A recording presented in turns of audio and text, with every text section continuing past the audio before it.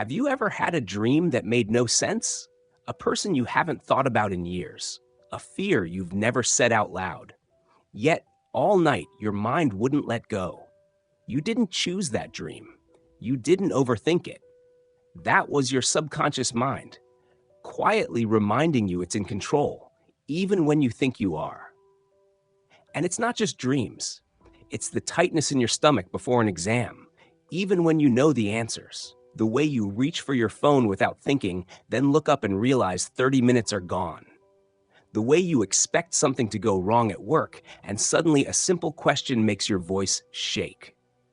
These aren't conscious choices. They're silent instructions being executed automatically. The part of your mind that never sleeps, never argues, and never questions. It doesn't debate. It obeys. This isn't about motivation, and it's not about positive thinking. It's about clarity, because most people don't repeat mistakes because they're careless. They repeat them because their subconscious is programmed to keep them there. By the end of this video, you'll understand why effort alone fails, why discipline collapses under pressure, and why success often feels just out of reach, even for intelligent, self-aware people. The framework we're using comes from The Power of Your Subconscious Mind by Joseph Murphy. Despite how it's often presented, this book isn't mystical. The subconscious mind is mechanical. It records patterns, it accepts repetition, and it executes whatever it's been conditioned to believe. Every thought you repeat, every fear you rehearse, every assumption you quietly accept, they don't stay abstract. They get translated into behavior, reactions, and outcomes. Most people think they're in control because they can think and decide, but the subconscious is the one running the program. And until you understand how it works, you'll keep living out patterns you never consciously chose. So what's actually happening beneath the surface? Think of the subconscious mind as fertile soil. Every thought is a seed. Every assumption is a blueprint. The soil doesn't judge the seed. It doesn't argue with it. It doesn't ask whether it's helpful or harmful. It grows whatever is planted. That's why effort alone often fails. Because if the seed is wrong, the harvest will be wrong. The subconscious is always working, whether you're paying attention or not. So the real question isn't whether it's shaping your life. The real question is, what have you been planting without even realizing it?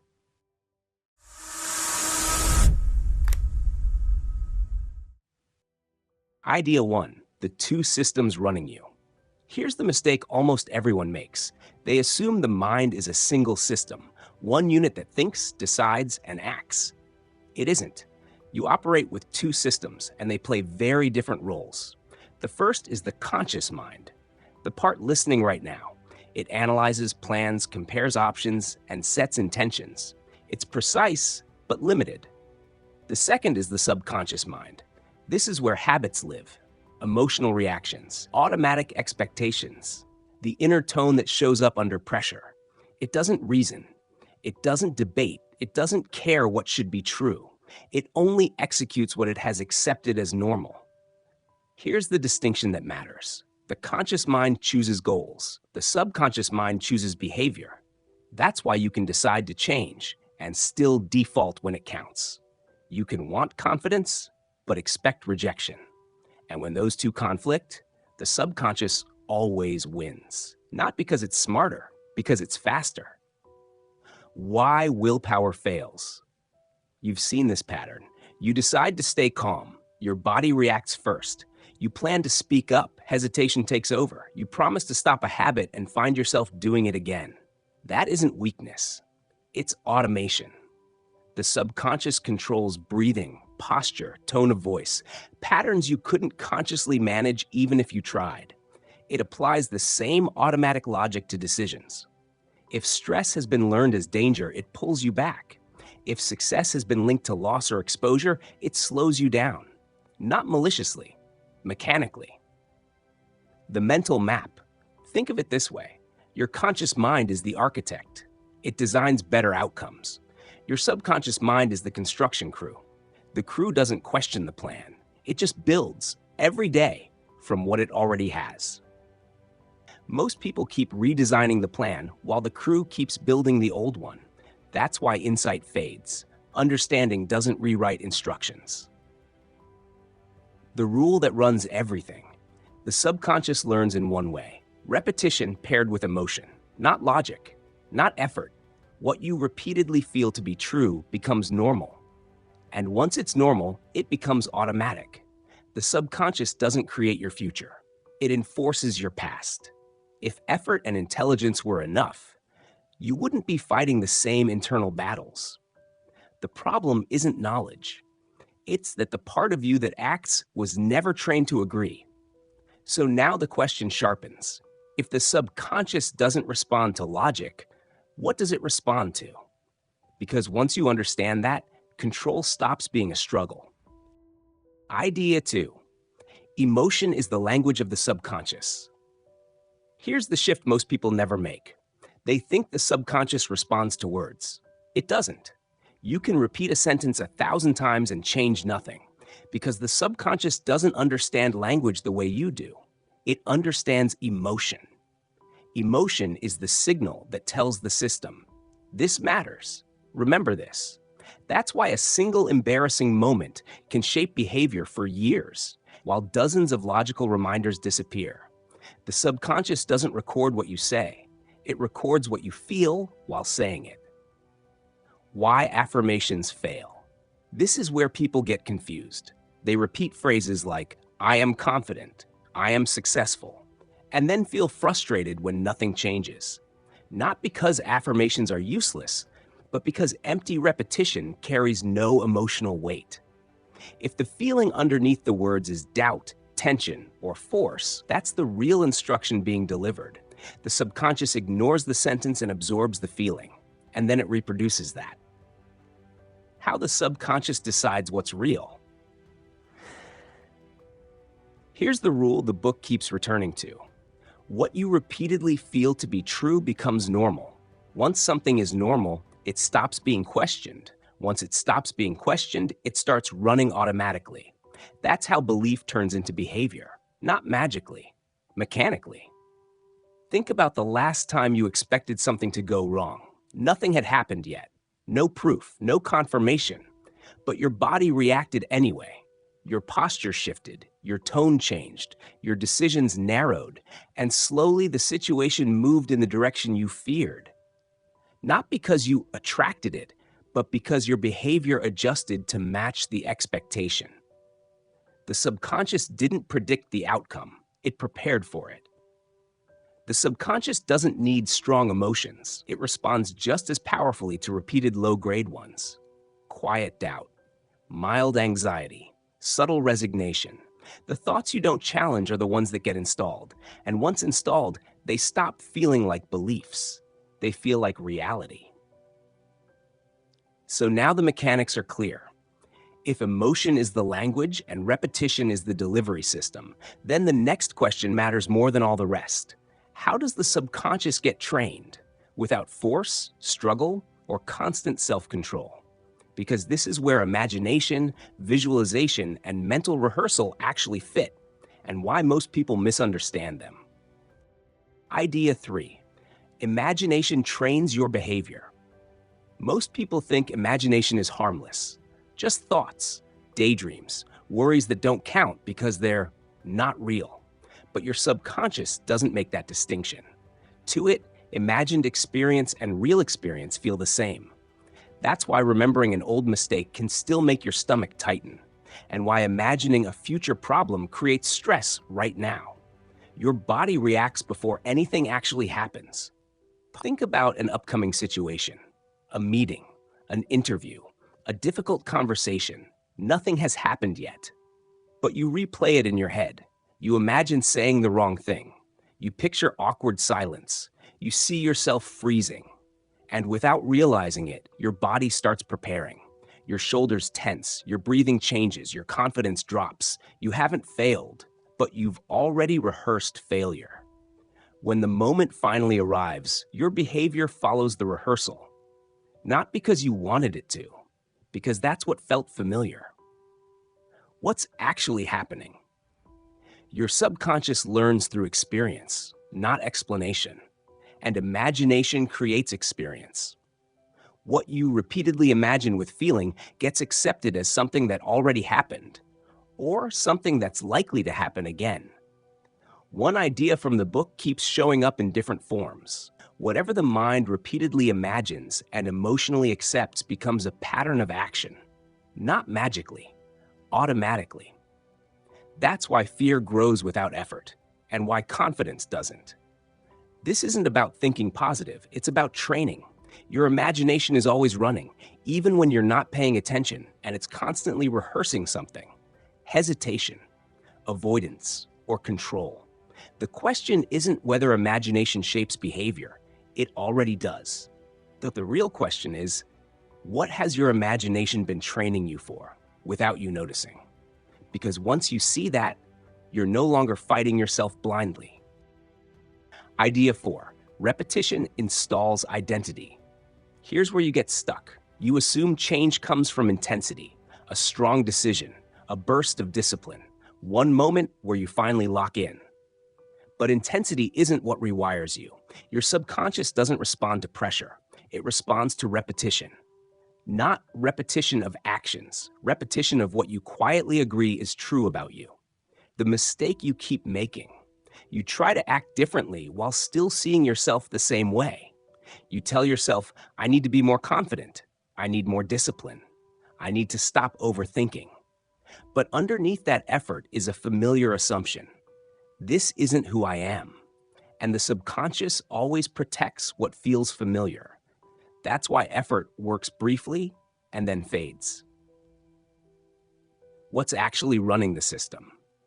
Your subconscious doesn't track goals. It tracks patterns. Whatever you repeatedly think, feel, and accept slowly becomes your self-image, and behavior always follows identity. Here's the principle stated simply. You don't act according to what you want. You act according to what feels true about you. Once something feels true, you stop needing motivation. You act automatically. Think about how you use your phone. You don't remind yourself. You don't force it. Your hands move before you think. That's not discipline. That's identity built through repetition. The same mechanism runs procrastination, confidence, money habits, and self-control. If effort were enough, you wouldn't keep starting over with the same problems. The issue isn't laziness. It's that you're repeating one identity while trying to perform another. So ask yourself this, honestly. What version of you have your thoughts been reinforcing every day? Because that's the version your behavior will keep protecting. And that leads to the next problem. If repetition builds identity, why does fighting fear and bad habits usually make them stronger instead of weaker? Idea 5. Why resistance makes things worse. Here's something you've probably noticed but never fully explained. The harder you try to stop a thought, the louder it gets. You tell yourself don't panic, and your heart beats faster. You say, stop overthinking, and your mind races. You try to fight a habit, and suddenly it has more power than before. That's not coincidence. That's how the subconscious works. The mistake you keep making. You try to resist unwanted thoughts and feelings. You push back against fear. You argue with anxiety. You wrestle with temptation. But resistance sends a message your subconscious understands very clearly. This matters. Pay attention. And whatever gets attention gets reinforced. One idea we return to again and again. What you resist emotionally, you keep alive. Not because you want it, but because you're feeding it energy. Your subconscious doesn't understand negation. It doesn't process don't. It processes focus. So when you focus on fear, even to fight it, you rehearse it. When you focus on a bad habit, even to stop it, you strengthen the pattern. That's why trying to suppress anxiety often makes it worse, and why forcing confidence usually feels fake. Think about trying to fall asleep. The moment you tell yourself, I need to sleep, your mind becomes alert. Why? Because pressure activates awareness. Awareness keeps you awake. Sleep only happens when effort disappears. The same principle applies to calm, confidence, and control. The subconscious can't hold two emotional states at once. You can't feel calm and panic at the same time. You can't feel confidence and helplessness simultaneously. So instead of fighting fear, you replace the state. You introduce a calmer image, a steadier rhythm, a familiar feeling of safety, and fear fades, not because it was defeated, but because it was displaced. If fighting worked, you'd already be free of the habits you've been battling for years. The problem isn't lack of effort. It's that effort has been aimed in the wrong direction. So ask yourself, what feeling do you keep feeding by trying to eliminate it? Because whatever you resist, you rehearse. And that leads to the next layer. If emotions can be replaced, how far does this influence actually go? Into the body itself. Idea 6. Your body follows subconscious patterns. Here's the part you probably underestimate. Your body isn't separate from your mind. It's listening. All the time. Not to what you say, but to what you repeatedly expect and feel. That's why stress shows up physically, why tension settles in the same places, why some reactions happen before you can think. Your body is responding to instructions your subconscious has already accepted. You treat physical reactions as problems to fix. Fatigue, tightness, anxiety symptoms, low energy. So you push through them, ignore them, override them, fight your own signals. But those signals aren't random. They're feedback. They reflect patterns your subconscious has been running for a long time, and the body follows patterns more faithfully than the mind does. Your subconscious controls breathing rhythm, muscle tension, stress response, recovery speed. So when a belief settles in, even quietly, the body organizes itself around it. If danger feels normal, your body stays alert. If pressure feels constant, your body never fully relaxes. If struggle feels familiar, ease feels uncomfortable. The body expresses what the subconscious accepts, not symbolically, physiologically. Think about walking into a room where you feel judged. No one says anything. But your posture shifts, your breathing shortens, your voice changes. Your body reacts to an expectation, not an event. That reaction isn't chosen, it's conditioned, pattern interrupt. If your body were purely mechanical, it wouldn't respond to imagined stress the same way it responds to real danger. But it does, which means control doesn't start in the body, it starts earlier. So ask yourself, what state has your body been trained to return to? Even when nothing is wrong. Because until that pattern changes, your body will keep enforcing it automatically. And that brings us to the final core idea. If the body obeys subconscious patterns, what happens when those patterns define how much success, money, or control feels allowed? Idea 7. Your self-concept sets the ceiling. Here's the part that quietly controls everything else. You don't rise to the level of your goals. You fall back to the level of what feels allowed for you. Not logically, emotionally. Your subconscious holds a picture of who you are, what's normal for you, what's realistic, what's safe, and it protects that picture at all costs.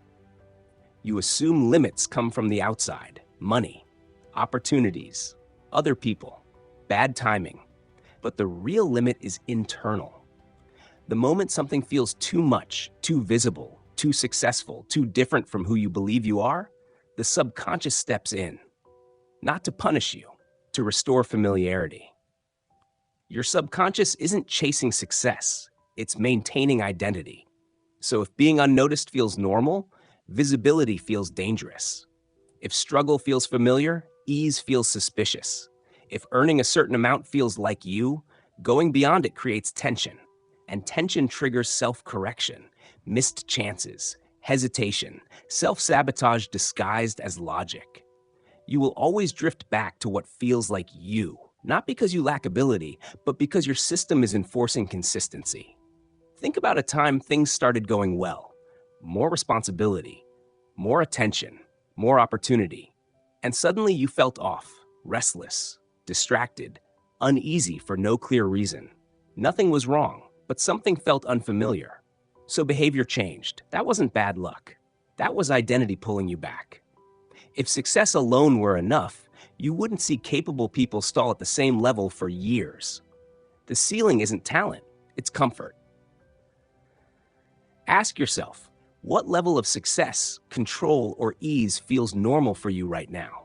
Because that's the level your subconscious will keep enforcing until the self-image underneath it changes. Now you can see the full pattern. Thoughts didn't fail you. Effort didn't fail you. You were following instructions you didn't know were there. And once you see the system clearly, the question isn't, can this change? It's how do all these pieces fit together you can actually control. Connecting the dots. By now, something should feel clear, not inspiring, predictable, because every idea you've heard points to the same system.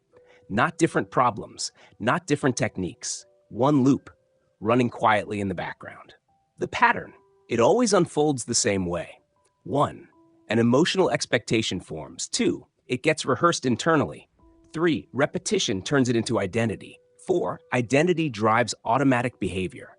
5. Behavior reinforces the original belief, and the loop closes. That's why insight fades, why habits return, why progress resets just when things start working. Not because you failed, because the system is doing its job. You experience the loop from the inside, so it feels like hesitation, bad timing, lack of discipline, external pressure. But those are surface effects. Underneath them is one rule. Whatever feels normal gets protected. The subconscious isn't chasing success, it's enforcing consistency. You don't fight habits. You return to identity. You don't resist fear. You rehearse it. You don't lack motivation. You lack agreement. Once you see that, self-blame disappears. This was never about effort. It was about alignment. If intelligence were enough, you wouldn't be stuck in the same loops. The leverage was never force. It was understanding how agreement gets installed.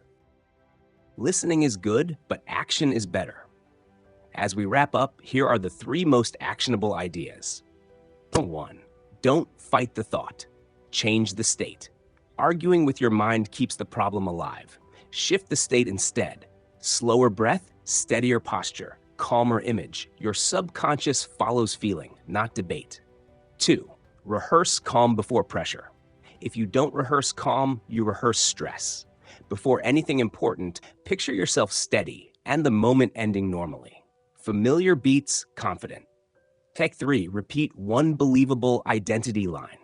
Pick one line that feels possible, not perfect. I handle pressure calmly. I don't rush decisions. Repeat it when you're relaxed. Repetition builds identity. Which idea resonated most with you? Drop it in the comments. If this helped you think more clearly, like the video and subscribe. Click right for deeper mental clarity and self-mastery. Click left to know how these patterns shape money and life strategy. Pick what you need. I'll see you there.